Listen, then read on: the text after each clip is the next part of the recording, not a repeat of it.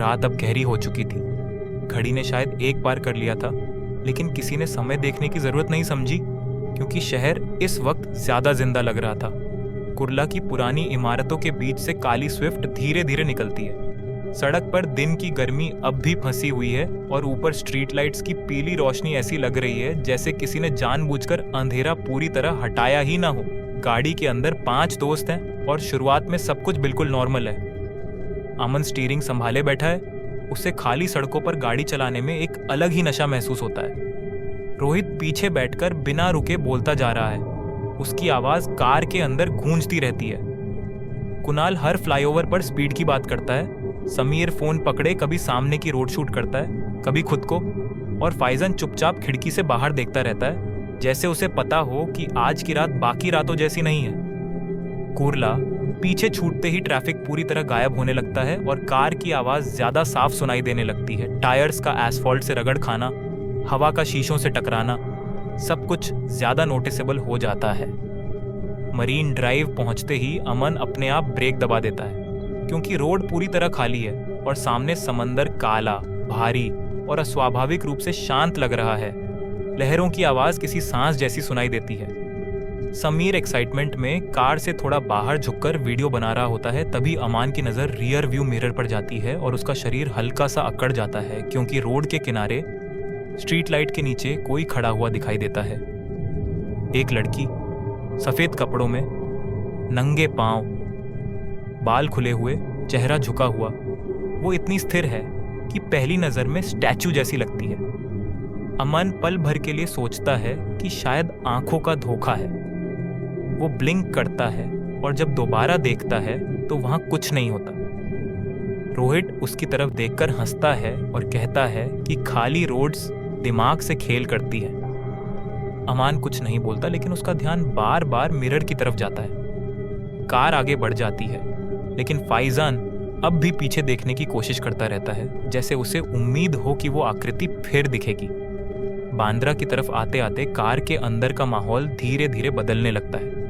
Music अपने आप धीमा हो जाता है और विंडोज बंद होने के बावजूद ठंडी हवा अंदर घुस आती है। कुणाल इरिटेट होकर स्टीरियो की तरफ हाथ बढ़ाता है, लेकिन अमान कह देता है कि उसने कुछ टच नहीं किया।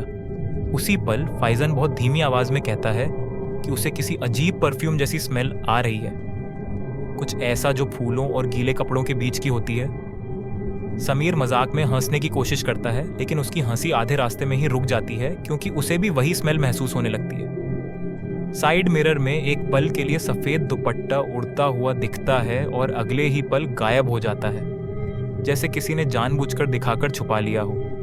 बांद्रा वर्ली सीलिंग पर चढ़ते वक्त रोड पूरी तरह सुनसान होता है।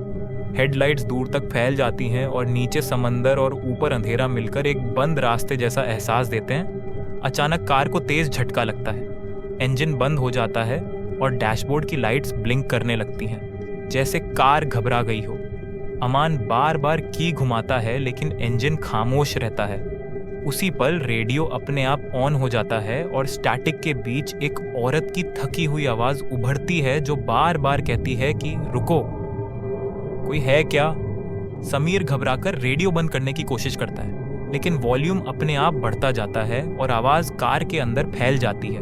तभी कार के बीच वाली सीट पर वजन महसूस होता है। कुशन्स दबते हैं। कार हल्की सी नीचे बैठ जाती है और सबको एक साथ एहसास होता है कि अब कार में 5 नहीं बल्कि 6 लोगों की मौजूदगी है। अमन धीरे धीरे मिरर में देखता है और उसकी सांस अटक जाती है, क्योंकि बीच में वही लड़की बैठी होती है। सफेद कपड़े अब गीले हैं, बाल चेहरे से चिपके हुए हैं, गर्दन अस्वाभाविक एंगल पर मुड़ी हुई है और चेहरा पूरी तरह उल्टा, लेकिन आंखें सीधी अमान की आंखों में धसी हुई हैं। साथ ही हैं। उसकी आवाज बहुत शांत है जब वो कहती है कि इतनी देर लगा दी।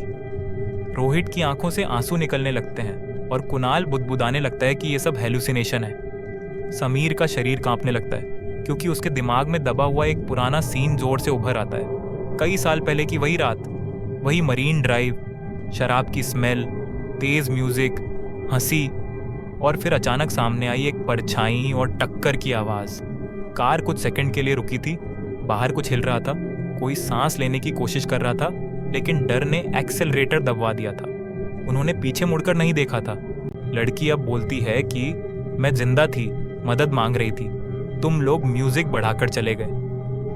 कार के अंदर टेम्परेचर और गिर जाता है, शीशों पर भाप जमने लगती है और अमान के हाथ स्टीयरिंग से चिपक जाते हैं। उसे लगता है कि अगर उसने नजर हटाई तो कुछ टूट जाएगा। लड़की धीरे धीरे कहती है कि मुंबई सब याद रखती है, खासकर वो रातें जिन्हें तुम भूलने की कोशिश करते हो। हेडलाइट्स अचानक तेज चमकती हैं और इंजन अपने आप स्टार्ट हो जाता है। अमन बिना सोचे एक्सेलरेटर दबा देता है और कार हवा से बातें करने लगती है। सी लिंक पीछे छूट जाता है, बिल्डिंग्स भागती हुई लगती हैं और कार के अंदर कोई पीछे मुड़ने की हिम्मत नहीं करता, क्योंकि सबको पता है कि पीछे देखने का मतलब है उस चीज को पूरी तरह स्वीकार कर लेना जिससे वो सालों से भाग रहे थे। सुबह की हल्की रोशनी में कुर्ला ब्रिज के पास वही कार खड़ी मिलती है। इंजन बंद है, लेकिन अंदर हवा अब भी ठंडी है। पुलिस अंदर झांकती है तो सिर्फ 4 लड़के होते हैं। समीर वहां नहीं होता। बैक सीट गीली होती है, जैसे किसी ने समंदर से चलकर सफर किया हो, और डैशबोर्ड पर सफेद चूड़ियों का एक टूटा हुआ टुकड़ा रखा होता है। उसके बाद से कहा जाता है कि मुंबई में रात को घूमना सेफ है जब तक तुम्हारे पीछे कोई अधूरी कहानी नहीं चल रही हो, क्योंकि ये शहर दिन में सब कुछ भूल जाता है, लेकिन रात में हिसाब पूरा करना नहीं भूलता।